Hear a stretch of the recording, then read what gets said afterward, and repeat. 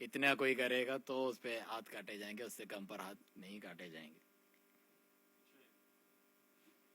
یہ جو قرآن پاک میں اللہ تعالیٰ نے اتنی تفصیل کے ساتھ یہودیوں کا ذکر کیا،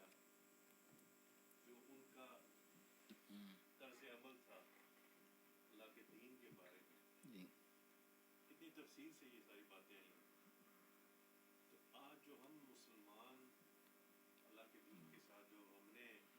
روش بنائی ہوئی ہے، یعنی ہم دین کو جو ہے وہ گھٹیا چیز سمجھتے ہیں، اللہ اکبر، دین کو اس کے اوپر عمل کرنے والے کوئی نزدیک ہمیں جی حقیر جانتے ہیں، اور دنیا داروں کو ہم بڑی عزت دیتے ہیں اور بڑا اس کو اونچا مقام دیتے ہیں۔ اس کے بارے میں کیا یہ مطلب بالکل یہ ہمارا معیار کیوں جو مقام ہے ہمارے نزدیک اللہ کے دین کا، اللہ سبحانہ تعالیٰ کا دین جو ہے وہ سب سے زیادہ عظیم اور نفیس چیز ایک انسان کے لیے ہے، جس کے لیے اللہ تعالیٰ نے پیدا کیا آپ کو اپنی عبادت کے لیے۔ بارہا آپ سنتے رہتے ہیں، اس کے بغیر وہ زندگی گزار رہا ہے، چاہے جتنا کامیاب بتاتے ہیں فلانا ملینئر اتنا کامیاب ہے اپنے کاروبار میں، دنیا آگے پیچھے اس کے گھومتی ہے، وہ ناکام ہے، کچھ عرصے کی زندگی گزار کے ختم ہو جائے گا، ہمیشہ کے لیے آگ جہنم میں پڑا ہوگا۔ اس لیے تو نہیں بنائی ہے اللہ تعالیٰ نے، کافر کے لیے تبھی کہا اس کے لیے جنت ہے، گویا کہ عیش کرو کھاؤ پیو کچھ دن کے لیے، اور جو ہے مومن کے لیے قید خانہ ہے، وہ اپنی اصلی گھر چلے جائے گا، وہ ہمیشہ عذاب میں رہے گا، ہمیشہ نعمتوں میں رہے گا۔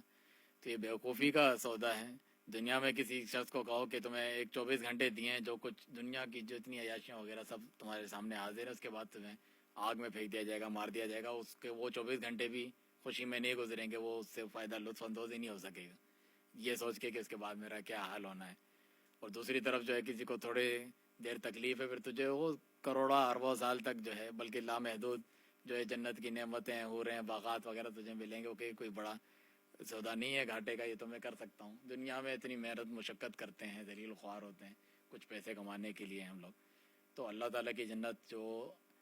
الا ان صلاۃ اللہ غالیہ الا ان صلاۃ اللہ جنہ، کہ اللہ کا جو سامان ہے وہ بہت قیمتی ہے، اور اللہ تعالیٰ کا جو سامان ہے وہ جنت ہے، جس کو پایا جاتا ہے، جس کے لیے کوشش کی جاتی ہے۔ لیکن یہ ہے جس طرح جبرائیل علیہ السلام کو اللہ تعالیٰ نے بھیجا جنت کی جو ہے جہنم کی طرف، اور کہا کہ دیکھ کر آؤ، کہا اتنی خطرناک جگہ تو کوئی بندہ اس میں جائے گا ہی نہیں، جو سنے گا دیکھے گا اس کے بارے میں کیسے جا سکتا ہے۔ پھر اللہ تعالیٰ نے جو شہوات خواہشات دنیا کی اس کے اوپر گھیر لی، اور کہا کہ اب جا کے دیکھو، کہا اب تو لگتا ہے کہ سبھی اس میں چلے جائیں گے، یعنی اتنی چیزوں کے ساتھ ڈھکی ہوئی ہے دنیا کی خواہشات کے ساتھ۔ اور جنت کو دیکھا، کہا جا کے دیکھو، تو کہا کہ اس میں تو سبھی جانا پسند کریں گے، کوئی پیچھے ہی نہیں رہے گا، اس سے کوئی کیسے پیچھے رہ سکتا ہے، اتنی عظیم چیزیں، اتنی نعمتیں، اتنی اچھی چیز۔ پھر جب مشکلات اور تنگیاں اور ان چیزوں کو دیکھا جس کے ذریعے سے جنت میں جایا جاتا ہے، پھر کہا تو مجھے لگتا ہے کہ کوئی بھی نہ جا سکے اس میں، یعنی ان کے ساتھ ڈھک دیا گیا ہے۔ تو اپنے خواہشات سے جو رک جاتا ہے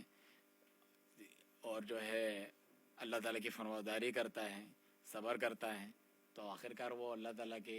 تیار کردہ جنت اور اس مقام عظیم کو پا لیتا ہے۔ لیکن جو یہود و نصارہ کے قصے ذکر کیے ہیں اہل کتاب کے، یہ قصے کہانیاں نہیں ہیں جو بار بار ہم ذکر کرتے ہیں تاکہ تم یہ حرکت نہ کرو